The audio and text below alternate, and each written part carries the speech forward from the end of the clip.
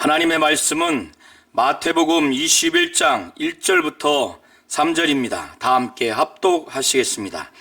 그들이 예루살렘에 가까이 가서 감람산 벳박에 이르렀을 때 예수께서 두 제자를 보내시며 이르시되 너희는 맞은편 마을로 가라. 그리하면 곧 매인 나귀와 나귀 새끼가 함께 있는 것을 보리니 풀어 내게로 끌고 오라.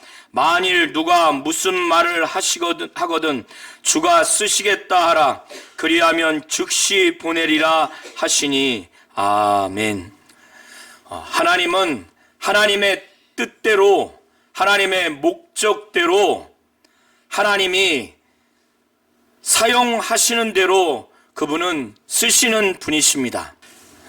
예수께서는 이제 여리고를 나오셔서 그 제자들과 또 이 예수와 그 제자들을 따르는 많은 무리들과 함께 예루살렘을 향해서 이제 나아가셨습니다.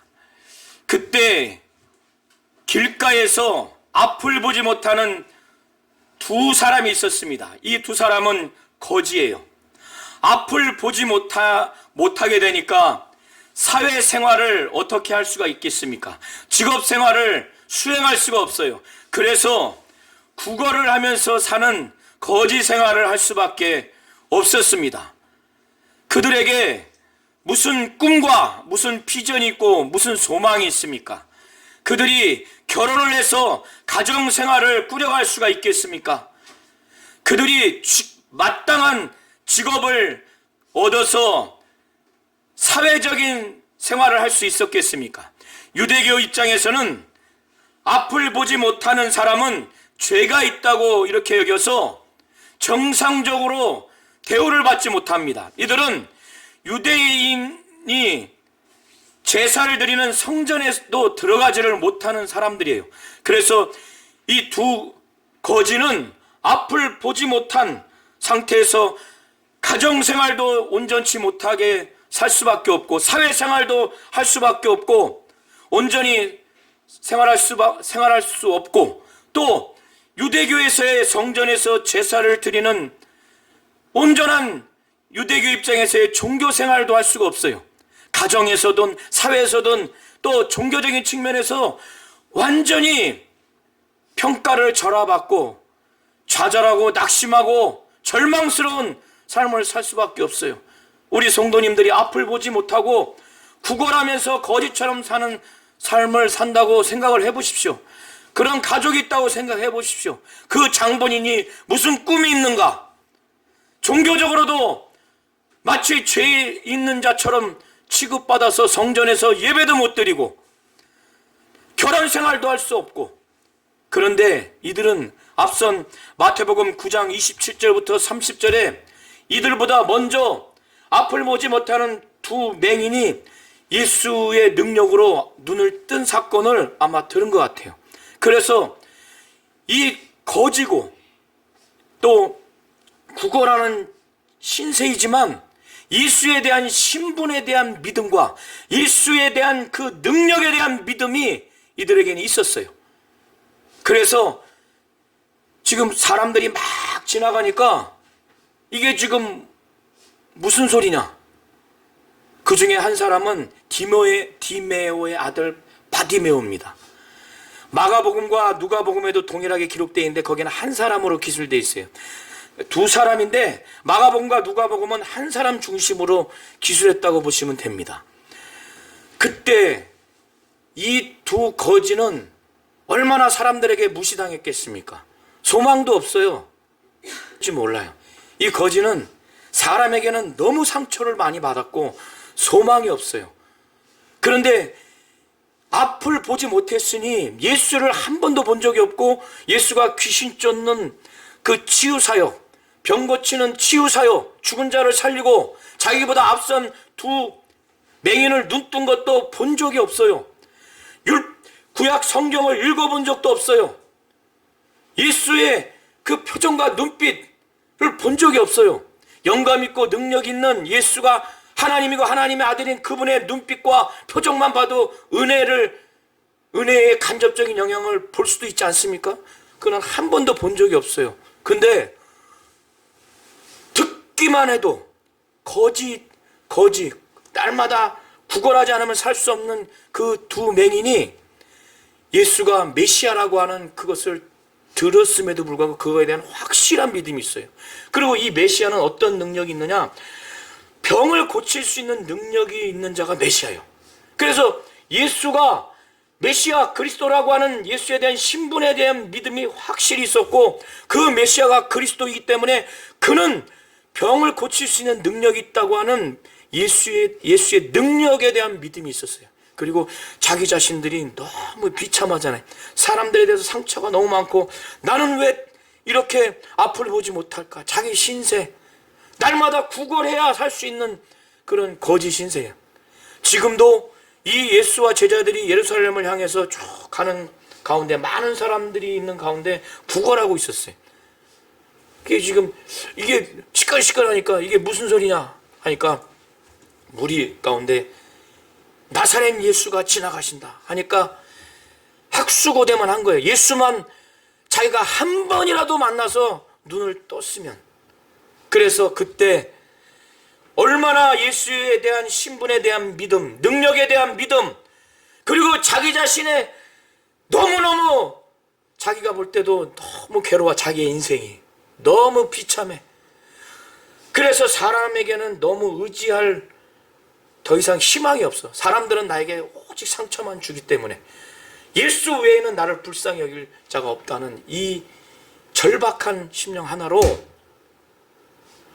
그 얘기 듣자마자 어떻게 했냐면 잔잔하지도 않아요. 이게 막 터져 나왔어요. 예수에 대한 그 신분과 능력에 대한 믿음과 자기 인생이 너무 비참해. 예수를 반드시 내가 만나서 불쌍히 여김을 받고 위로함을 받고 해결받아야 됐다는 것이 늘 있었기 때문에 이게 터져 나온 거예요. 그래서 첫 번에 듣자마자 와 외친 거예요. 외치면서 예수에 대한 신분에 대한 믿음을 고백을 한 거예요. 주여, 나사렛 예수요, 다윗의 자손이요. 다윗의 자손이라고 하는 것은 다윗이 왕이에요. 왕의 자손이라고 하는 것은 이 예수가 바로 왕이라고 하는 메시아 그리스도라고 하는 그 표현이에요. 그 호칭이에요. 마태복음에서 다윗의 자손, 왕의 자손이라고 지금 말하고 있는 거예요. 예수를. 그것은 메시아 그리스도라고 하는 그 호칭이에요. 그래서 다윗의 자손, 나사렛 예수요, 주요. 나중에 이가 눈을 뜬 다음에 바로 하나님께 영광을 돌립니다. 이는 믿음이 있는 거예요. 주요, 나사렛 다윗의 자손이요.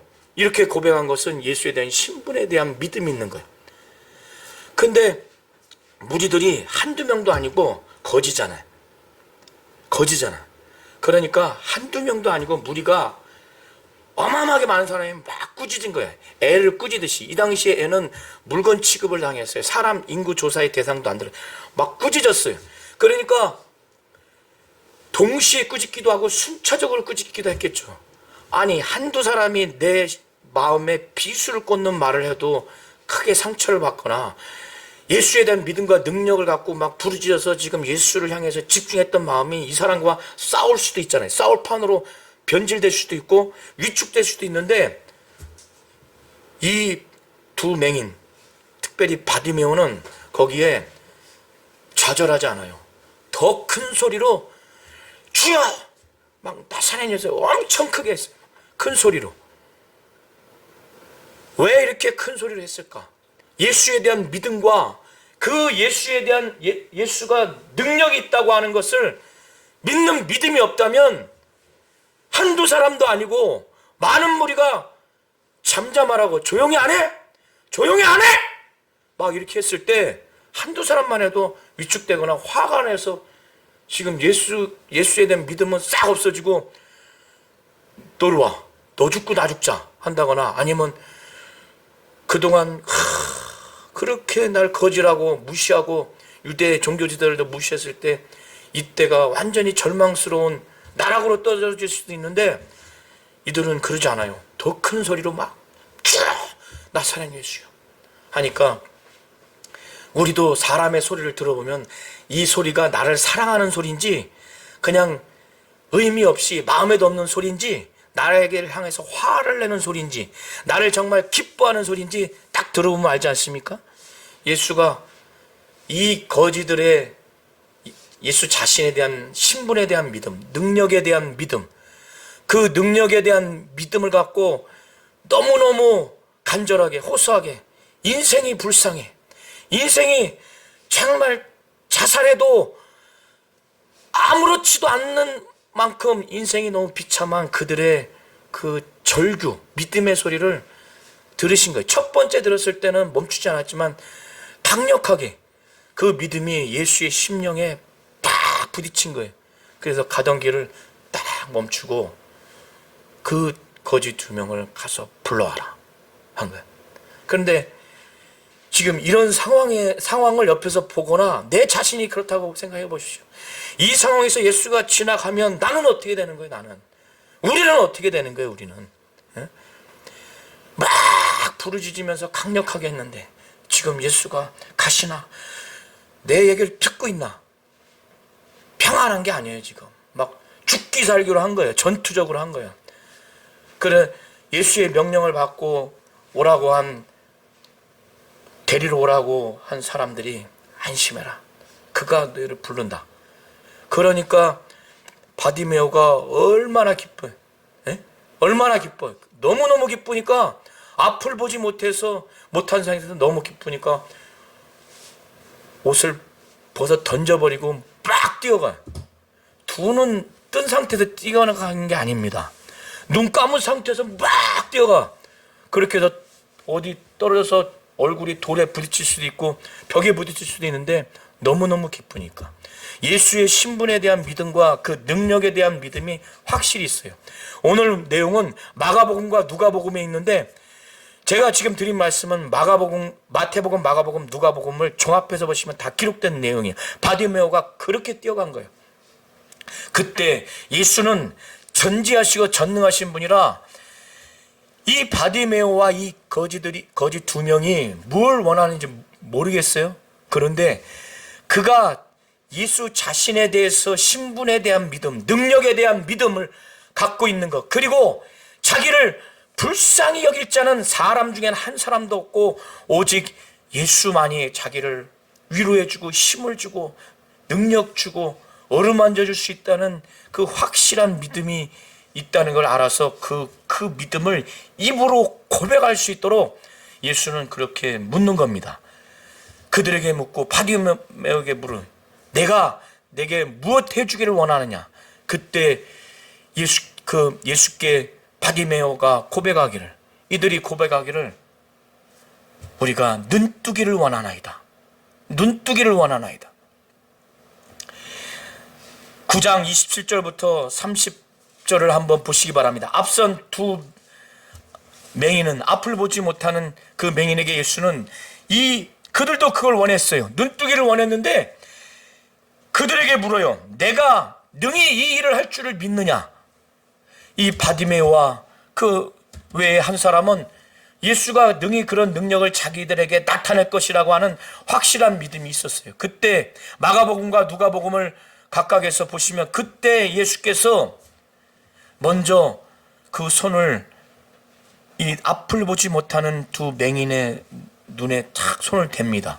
손을 댔을 때 내 사랑하는 사람이 내 몸에 대면은 전율이 느껴지죠.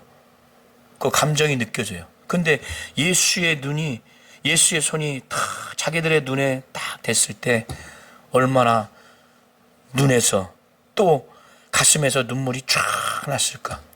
자기를 불쌍히 여겨주고 사람 중에서는 자기들을 알아주는 사람이 한 사람도 없는데 가까운 사람도 무시했을 거예요. 가까이 있는 것조차도 창피하게 여겼을 거예요.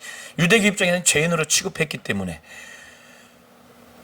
그러면서 내 믿음이 너를 구원하였다. 그리고 가라고 그랬어요. 근데 예수의 능력이 나타나니까 바로 눈이 떠집니다. 그리고 그들이 얼마나 기쁘고 감사했겠어요. 가슴에서는 막 눈물이 흘렀을 거예요. 예수께 감사하고. 그리고 눈 뜨니까 너무 좋죠. 자기들이 지금 메시아 그리스도라고 그렇게 여겨서 주여 다윗의 자손이요 라고 믿었던, 자기들이 믿었던 그 믿음 이상의 예수의 신분에 대한 감격이 들어왔을 겁니다. 그 메시아가 능력을 행하는, 병을 고치는 능력이 있는 예수라고 자기들도 믿어서 부르짖고 꾸짖어도 막 강력하게 했지만 자기들이 그렇게 믿었던 그 이상의 그리스도 예수의 능력을 체험했을 거예요. 그러니까 눈 뜨자마자 너무 감사하고 너무 기쁘고, 그래서 하나님께 영광을 돌렸고, 그 주변에 보는 사람들은 이 광경을 보면서 하나님께 찬송을 드렸다고 누가복음에 나옵니다. 예수가 보세요, 앞을 보지도 못해 성경을 읽어본 적도 없어요. 예수의 영감 있고 권세 있고 능력 있는 설교의 장면을 본 적이 한 번도 없어요. 귀신 쫓고 병 고치고 죽은 자를 살리는 장면을 한 번도 본 적이 없어요. 그리고 자기들은 예수를 쫓아다닐 만한 능력이 있는 자로서 저 맨 끝에 해당되지도 않는, 유대교 입장에서 죄인이에요. 성전에도 못 들어가는 존재인데 예수의 마음을, 심령을 정말 충격적으로 감동시키는 믿음이 있는 거예요. 하루 먹고 하루 구걸해서 사는데 하나님이 기뻐하시는 믿음을 가진 겁니다. 정작 바리새인과 서기관들은 사지가 멀쩡해서 랍비 3명이면 성경을 쓴다 할 정도로 성경을 외우고 있고, 12 제자는 지금까지 이 제자들을, 이 거지 2명을 보면서 부끄러웠을 거예요. 이 앞에 전까지 예수는 자신이 죽을 것이다, 그리고 부활할 것이다, 그리고 너희가 나를, 자기 십자가를 지고 나를 쫓으면 나중에 어떤 상을 받을 것인가, 이런 엄청난 메시지를 들었음에도 불구하고 길에서 하는 반응이 누가 가장 크냐, 내가 가장 크다, 세상적인 권력 욕망, 그것뿐이에요. 그리고 세베대의 아들 야고보와 요한, 그의 어머니는 살로메예요. 예수의 어머니와 친척지간이에요. 그 친척 관계를 이용해서 나의 이 2 아들 야고보와 요한을 주의 나라에 임하실 때 좌편에 우편에 앉게 해달라고, 그런 세상에서의 어떤 크고자 하는 것에 가득했던 것이 바로 제자들인데, 이들은 사지가 멀쩡해서 예수의 영감 있는 표정, 눈빛, 말씀을 누구보다 많이 듣고 성경도 읽고, 바리새인과 서기관들은 성경을 얼마나 많이 읽었습니까? 그런데 정작 주님을 쫓아가지 못하는데 이 거지는 눈이 뜨자마자 분명히 가라고 그랬거든, 예수님이. 마가복음과 누가복음. 그런데 즉시 쫓아요. 즉시 쫓아. 자, 많은 무리를 쫓아요. 예루살렘에서 제자들도 쫓아요. 이 2 거지가 바로 그 대열에 합류해서 쫓아요. 심령이 똑같겠어요? 어째서 먼저 된 자는 이 모양이고, 나중된 거지 2명은 메시아에 대한, 그리스도에 대한, 예수가 메시아 그리스도에 대한 믿음과 능력에 대한 믿음을 확실히 갖고 있고, 인생이 비참하잖아요. 성경 읽어본 적도 없고 예수의 말씀 사역, 치유 사역의 현장에 있어 보지도 않았는데, 저와 우리 모든 성도님들은 이와 같은 믿음이 있으시기를 예수의 이름으로 축원합니다. 이런 다음에 예수께서는 예루살렘에 가까이 갔어요. 이 무리들이 가까이 가는데, 예루살렘 가까이에 감람산이라고 하는 산이 있었어요. 그 감람산 부근에는 2 마을이 있는데 벳바게와 베단입니다. 그런데 벳바게에 이르렀을 때 예수께서는 2 제자를 보내시면서 말씀하시기를, 너희가 맞은편 마을로 가라. 맞은편 마을로 가면, 그 마을에 들어가면 나귀와 나귀 새끼가 매여 있는 것을 볼 텐데, 한 사람도 타보지 않는 나귀 새끼를 풀어서 가지고 오라. 그런데 가지고 오려고 딱 하는데 누가 이 나귀 새끼 끈을 왜 푸냐? 왜 이렇게 하느냐? 누가 무슨 말을 하면 주가 쓰시겠다고 해라. 그러면 즉시 그것을 보낼 것이다. 그런데 왜 예수께서 이 말씀을 하셨느냐? 이것은 오늘 성경 21장 4절과 5절을 보시기 바랍니다. 예수께서 그냥 들어가실 수도 있는데 나귀 새끼를 타고 들어가려고 하신 거예요. 예루살렘에 입성하시려고 하신 건데, 그것은 이미 구약 성경 이사야서 62장 11절과 스가랴서 9장 9절의 말씀을 그대로 그 예언의 말씀을 이루려고 예수께서는 이렇게 하신 것입니다. 그 내용이 5절에 기록되어 있는데, 선지자를 통하여 하신 말씀을 이루려 하심이라고 마태가 기록되어 있는데, 시온 딸에 이르기를, 여기서 시온 딸은 예루살렘에 있는 그 거민들을 표현하는 것으로 보시면 됩니다. 시온 딸에 이르기를 내 왕이 내게 임하나니, 지금 예수를 두고 말하는 거예요. 그는 겸손하여 낙이 곧 멍에 매는 짐승의 새끼를 탔도다 하라 하였느니라. 세상에서의 그 왕은 어떤 국가의 그 수도에 입성할 때 엄청난 열병식을 하죠. 전 세계 강대국의 그 지도자들이 어느 자기 나라뿐만 아니라 다른 나라에 국빈 초대를 받았을 때 보면 어마어마한 그 대우를 받습니다. 어마어마한 환영식. 군인들의 그 열병식 행사로 쫙 들어갑니다. 이게 세상에서의 왕을 높이고 왕이 입성했을 때 들어가는 그 화려한 모습이에요. 그런데 이 예수는 세상의 지도자, 세상의 왕의 모습과는 전혀 다른 모습이에요. 세상의 그 전쟁에서의 그 군마도 아니고 한 사람도 타보지 못한 나귀 새끼예요. 나귀 새끼가 어떻게 지금 튈지도 모르는데 그 나귀 새끼를 타고 들어간 거예요. 그것은 이미 성경에 이사야서와 스가랴서에 각각 예언된 모습인데, 그는 이 예수가 정말 구원자요, 그는 공의로운 분이요, 그는 겸손한 왕이라고 하는 것을 나타내게 하기 위해서 계획적으로, 의도적으로 성경의 말씀을 예수가 이루기 위해서 제자들을 보낸 겁니다. 제자들이 건너편 마을로 예수의 말씀대로 갔더니 그걸 풀었더니 그 임자가 이걸 풀어서 무엇하려고 하느냐, 이걸 왜 푸느냐. 그러니까 예수의 말씀대로 그대로 그래 했어요. 주가 쓰시겠다 하니까 예수의 말씀대로 아무런 방구도 하지 않고 그대로 그거를 허락을 합니다. 그리고 나서 이 나귀 새끼를 데리고 와서 안장이 없잖아요. 이 제자들이 자기 옷을 벗어서 그걸 깝니다. 그리고 예수를 거기에 태워요.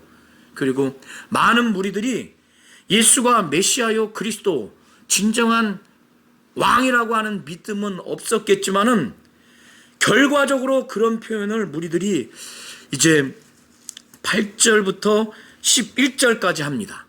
많은 무리들 중에 대부분이 자기들의 옷을 벗어서 길에 깔아요. 그리고 다른 사람들은 종려나무 가지를 잘라서 그 가지를 펴니다.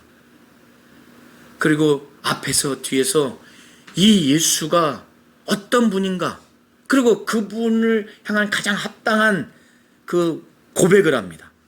바로 그 8절부터 11절의 내용을 보시면 다윗의 자손, 아까 말씀드린 것처럼 왕의 자손은 뭐라고 하는 거예요? 왕이라는 거예요. 왕이라는 의미예요. 그래서 예수를 향해서 다윗의 자손이요, 이렇게 하면서 예수를 왕으로서 찬송해요. 그리고 호산나라고 하는 것은 우리를 구원하소서라고 하는 의미입니다. 그러니까 구원자로 예수를 바라보고 예수를 향해서 우리를 구원하소서 이렇게 하는 거예요. 자, 한번 9절과 9절을 한번 합독하시겠습니다. 시작. 앞에서 가고 뒤에서 따르는 무리가 소리 높여 이르되 호산나 다윗의 자손이여 찬송하리로다. 주의 이름으로 오시는 이여 가장 높은 곳에서 호산나 하더라. 예. 주의 이름으로 오시는 이, 바로 예수를 향해서 주의 이름으로 오시는데, 여기서의 주는 하나님이라는 의미예요. 하나님의 이름으로 오시는 이요. 이제 이 무리들이 그들의 고백이 예수의 신분을 말해주는 거예요. 그 예수의 신분에 걸맞는 믿음의 고백을 하는 거예요. 이들은 100% 그런 믿음을 갖고 말하는 건 아니었겠지만, 혹 그런 자들이 일부 있다 할지라도 뭐라고 하냐면 다윗의 자손이요. 다윗의 자손이라고 말하면 유대교 입장에서는 이건 난리 날 표현입니다. 왕의 후손이라고 하는 거예요. 왕의 후손, 왕이라고 하는 거예요. 다윗의 후손, 마태복음에서 아까 말씀드린 것처럼 메시아, 그리스도라고 하는 호칭입니다. 주의 이름으로 오시는 이요, 하나님의 이름으로 오시는 이요. 아유, 이거 사람에게 붙일 표현이 아니에요. 이렇게 예수의 신분에 대해서 고백하면서 하는 표현이 뭐냐면 호산나, 우리를 구원하소서, 이를 위해서 기도합시다. 호산나가 그런 의미예요. 아무에게나 이런 표현을 합니까? 그리고 찬송해요. 어떻게 사람한테 찬송을 해요? 이게 다 예수가 자신이 겸손한 바로 왕이라고 하는 것을 지금 의도적으로 지금 나타내 주는데, 예수가 나귀를 타고 들어가니까 많은 사람들이 이구동성으로 확 그 예수에 대한 신분과 그 신분에 걸맞는 고백을 해요. 자기들은 모르고도 했을 수도 있고 반신반의하면서 했을 수도 있겠죠. 그리고 정치적인 메시아, 로마 제국이 이스라엘을 식민 통치에서 구원할 지도자로서 친송했을는지 몰라요. 그러나 결과적으로 예수의 신분과 그에 맞는 찬양을 하게 된 겁니다. 그런데 오늘날도 대통령이 있는데, 어느 국가의 대통령이 있는데 다른 사람을 왕이라고 대통령이라고 하면은 그게 조용히 지나갈 일이 아니죠. 난리 납니다. 그거는 사형당하는 죄예요. 어느 국가든. 그래서 10절과 11절이 이게 이제 예루살렘에 난리가 난 겁니다. 온성이 소동이 났어요. 예수께서 예루살렘에 들어가시니 온 성이 소동하여 이르되 이는 누구냐 하거늘. 예수를 따랐던 사람들이 말해요. 이는 갈릴리 나사렛에서 나온 선지자 예수다. 이들이 알고 있는 정도의 믿음은 그 정도예요. 이것도 이들이 볼 때는 대단한 믿음이에요.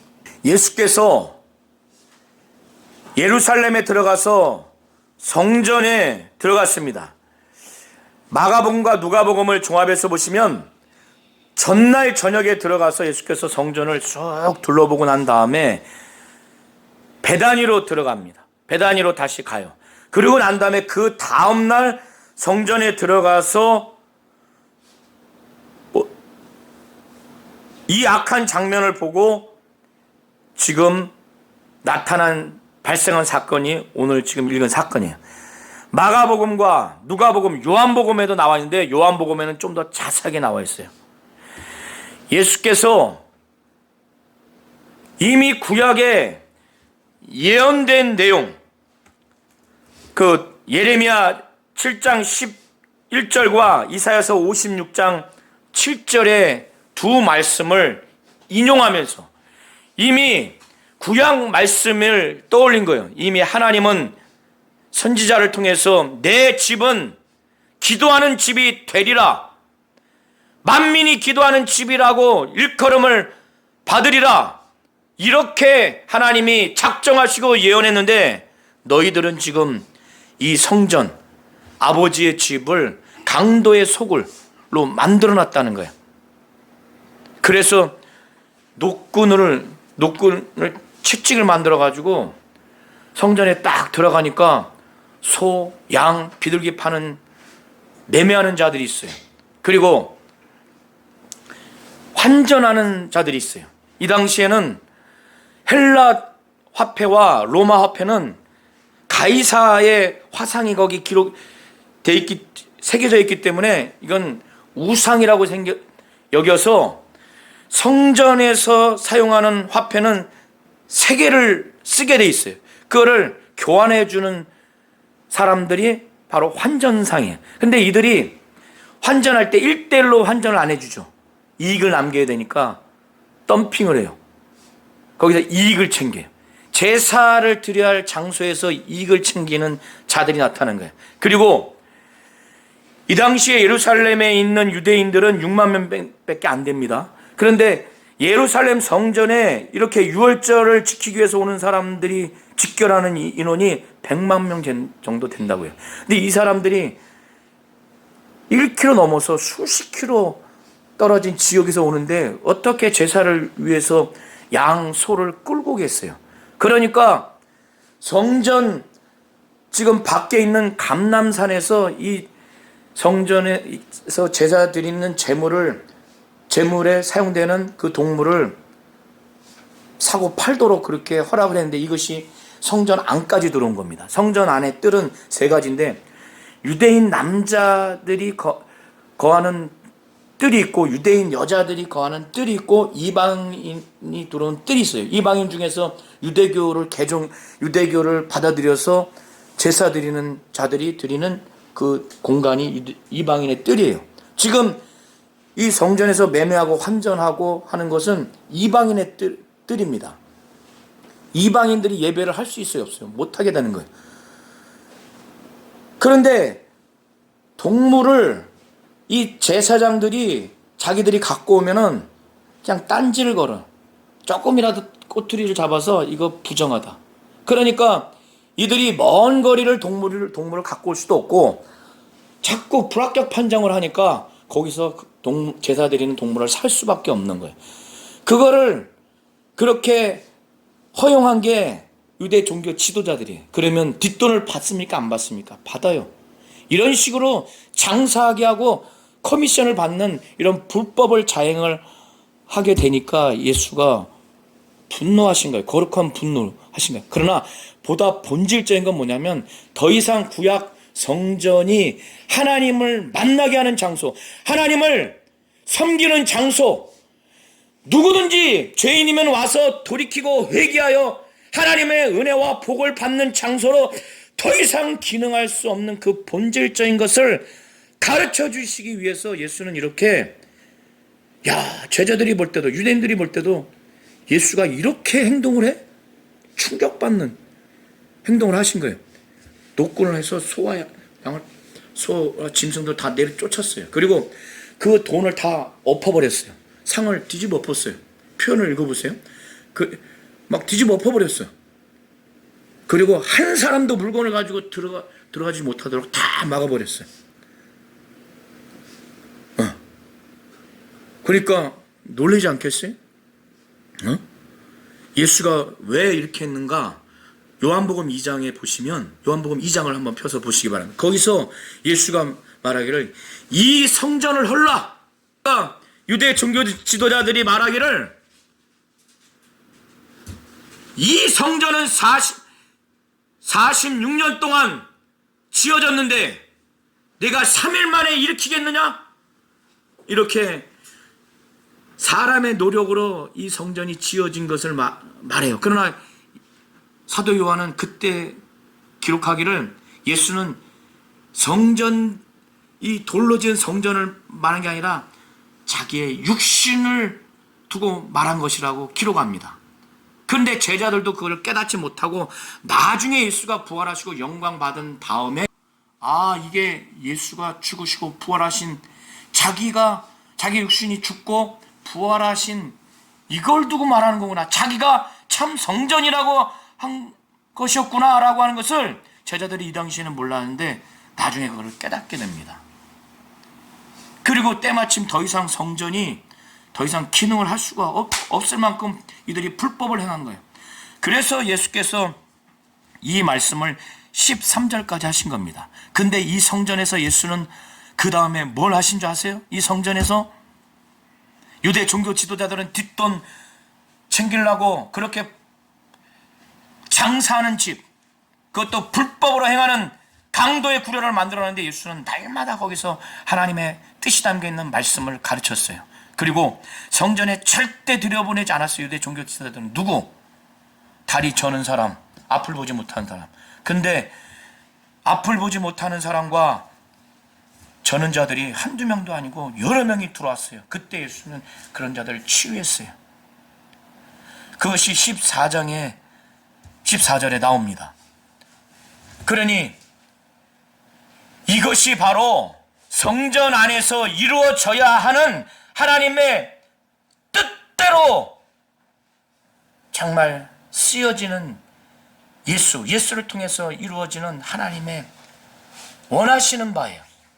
죄인인 앞을 보지 못하는 맹인들이, 다리 저는 자들이라 할지라도 와서 고침받고 날마다 하나님의 뜻이 담기는 하나님의 말씀이 증거되는 것이 바로 성전이어야 되는 거예요. 그리고 이것이 누구를 통해서 이루어졌습니까? 참 성전인 예수를 통해서 이루어지는 거예요. 그래서 그는 막 이제 더 이상의 구약의 제사 제도가 의미가 없어요. 구약의 성전이 의미가 없는 거예요. 그리고 이렇게 이 순간에 해야 할 만큼 더 이상 성전이 타락해 버렸어요. 유대 종교 지도자들이 타락해 버렸어요. 장사하는 집, 강도의 구려를 만들어 버렸어요. 만민이 기도하는 집, 사람이 기도하는 집이 되리라고 하나님은 예언하셨는데 그 예언의 말씀을 그대로 응하게 하시는 거예요. 자기가 참 성전이라고 하는 것. 오직 예수를 통해서만이 어떠한 죄인이라 할지라도 회개하여 구원받을 수 있고 하나님의 자녀가 될 수 있고 은혜 받을 수 있고 치유받을 수 있고 하나님을 진정으로 예배할 수 있도록 이렇게 하신 것입니다. 이걸 본 대제사장들은 굉장히 유대교에서 권위가 있는 사람이에요. 대제사장은 대단한 겁니다. 유대교에서 아무나 대제사장이 된 게 아니에요.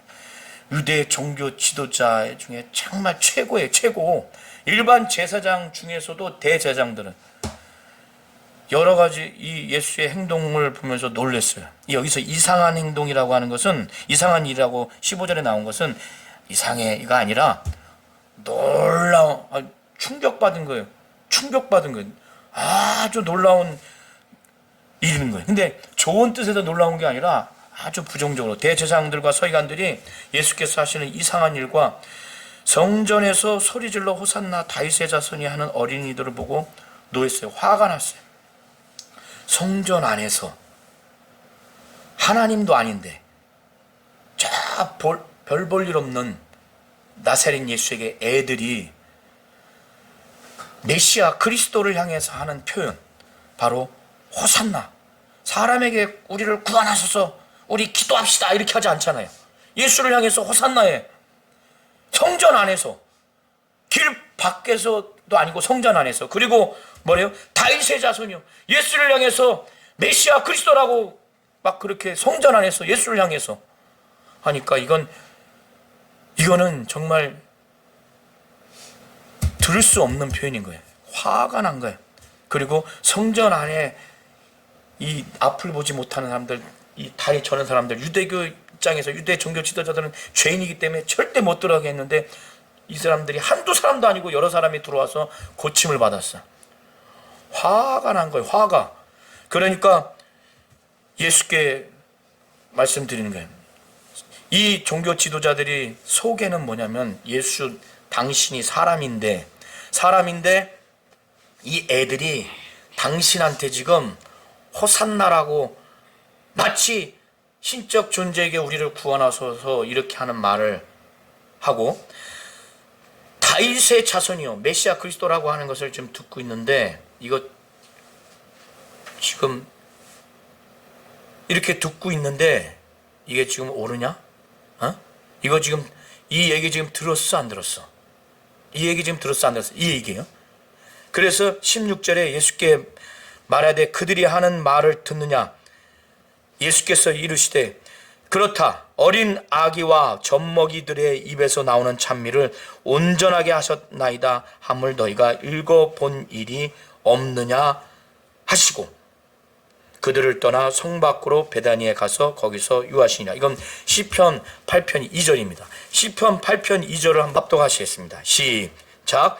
주의 대적으로 말미암아 어린 아이들과 젖먹이들의 입으로 권능을 세우시며 이는 원수들과 보복자들을 잠잠하게 하려 하심이니이다. 예, 지금 예수께서 이 성경을 읽어보지 못하였느냐? 지금 책망하시는 거예요. 지적하시는 거예요.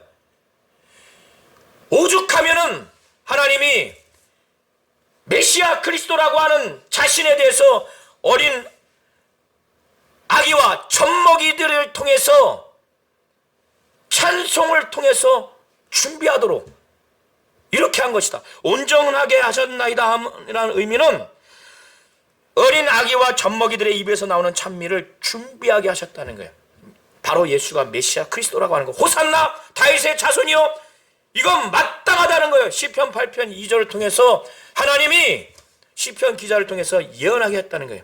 이 메시아 그리스도를 대적하는 자들을 아주 잠잠하게 하도록 오죽하면은 이렇게 예언한 것을 너희가 읽어본 적이 없느냐? 성경 그렇게 잘 아는 자들이 읽어본 적이 없느냐? 이렇게 말씀을 하시고 이들과 싸울 필요가 없죠. 그래서 성 밖으로 베다니로 가서 거기서 유합니다. 또 거기서 하루를 묵어야 되니까. 하나님은 하나님의 그 뜻대로, 하나님이 원하시는 대로, 하나님이 작정하시고 계획하시는 대로 하나님은 모든 것을 사용하십니다. 그는 나귀 새끼도 사용하세요. 이미 성경에 예언한 대로 나귀 새끼라고 예언이 돼 있기 때문에 예수는 그걸 그대로 예언을 응하셔서 나귀 새끼도 주가 쓰시겠다 이렇게 하신 거예요. 하물며 히브리서 11장에는 믿음이 없이는 하나님을 기쁘시게 할 수 없다고 그래요. 바디메오가 앞을 보지도 못해요. 거지예요. 하루 먹고 하루 사는 정도가 아니라 하루 구걸해야 사는 비참한 인생입니다. 가정생활도 못해요. 사회생활도 못해요. 종교생활도 제대로 못하는 인생이, 이거는 비참해요. 사람이 볼 때 자살해도 아무렇지 않는 인생이에요. 그러나 예수에 대한 신분에 대한 믿음, 그 능력에 대한 믿음, 그게 너무나 확실해요. 많은 무리가 막 꾸짖었어요. 막 큰 소리로 낙심하고 좌절할 수도 있고, 홧김에 너 죽자 나 죽자, 난 어차피 인생이 망가졌으니까 이렇게 대항할 수도 있는데, 예수 신분에 대한 믿음, 예수의 그 메시아의 능력은 요동하지 않아요. 더 크게 외치는 거예요. 화가 나서 외쳤겠어요? 이 믿음이 확실하기 때문에 요동하지 않는 거예요. 더 강력하게 하는 거예요. 그리고 자기가 비참한 건 여전히 있어요. 그러니까 주여 우리를 불쌍히 여겨달라고. 사람에게는 기대할 게 없어요. 상처가 너무 많은 거예요. 이 믿음이 있어야 하나님을 기쁘시게 하는 겁니다. 이 거지 두 명의 믿음보다 더 큰 믿음이 우리에게 있어야 되지 않습니까? 왜? 우리는 성령도 받았기 때문에, 얼마든지 성령 충만하고 감동을 해 주실 수가 있기 때문에, 성령이 인도하시고 우리를 가르쳐 줄 수 있는 분이 우리 안에서 하나님의 뜻대로 말할 수 없는 탄식하면서 날마다 우리를 위해서 기도하시는 그 성령이 우리 안에 있지 않습니까? 성령을 의지하면 하나님이 우리에게 더 큰 믿음을 주실 거예요. 더 큰 믿음을 주어서 믿음이 있는 자를 하나님이 쓰시는 걸 하나님이 기뻐하지 않겠습니까? 우리의 지식과 능력과 우리의 외모와 우리의 어떤 거를 보고 쓰시는 게 아니에요. 길 가다가 왜 예수가 멈췄겠어요? 자기를 향한 신분에 대한, 능력에 대한 믿음, 자기 자신이 너무 초라하고 불쌍한 거. 이 사람이, 이 두 거지가 사람을 단 1%도 의지할 마음이 있다면 이 정도가 아니었을 거예요. 세상과 사람들에겐 절망인 거예요. 그러니까 예수에 대해서 전폭적으로 100% 믿음을 갖고 호소한 거예요. 그러나 자기는 여전히 불쌍한 거예요. 믿음이 있어도 불쌍한 거예요. 그 상태에서 의지한 믿음이 예수를 가다가 멈추게 만든 겁니다. 하나님이 믿음이 있는 우리 성도님들과 가정과 우리 교회를 쓰시기를 원하십니다. 그때 주가 쓰시겠다, 하나님이 쓰시겠다 하면은 하나님의 뜻대로, 하나님 목적대로, 하나님 계획대로 잡히시고 끌려오시고 쓰임 받으시기를 예수의 이름으로 축원합니다.